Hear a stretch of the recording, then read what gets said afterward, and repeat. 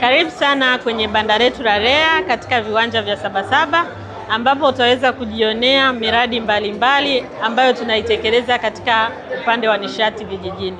Na katika banda letu utaweza kuona pia takwimu za mahali tulikotoka, mahali tulipo na tunapoelekea kwa upande wa umeme vijijini. Na kwa upande wa umeme vijijini tulianza rasmi mwaka 2007 na tulianza tukiwa na vijiji 506 tu vilivyokuwa na umeme, lakini hadi kufikia sasa vijiji vyote tumekwisha kuvitekeleza. Tulianza na miradi ya awali ya 2011, 2012 ambayo ilikuwa na vijiji 234. Baadaye tukapackage mradi mwingine ambao ulikuwa na vijiji 2948, na baadaye tena tukapackage mradi mkubwa wa REA 3 round 1 au REA awamu ya 3 mzunguko wa kwanza ambao ulikuwa na vijiji 3978, na mwisho kabisa tukawa na mradi mkubwa wa kukamilisha vijiji vyote vilivyokuwa vimesalia ambavyo ni 1471.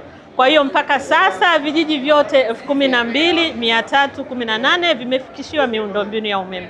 Kwa kazi kubwa sasa ambayo tunaifanya ni kusambaza umeme kwenye vitongoji. Na kwa upande wa vitongoji tulianza na vitongoji hivyo 506 2007, lakini tukatekeleza miradi kwa kipindi cha 2007 mpaka 2023 vitongoji 36960, na baadaye tukawa na mradi maalum kwa mikoa ya Songwe, Kigoma na Lindi ambao unatekeleza vitongoji 906. Baadaye tukawa tena na mradi mwingine ambao unatekeleza vitongoji 3066 huko katika majimbo yote Tanzania bara, na sasa tunao mradi mkubwa ambao unaendelea wa vitongoji 9009.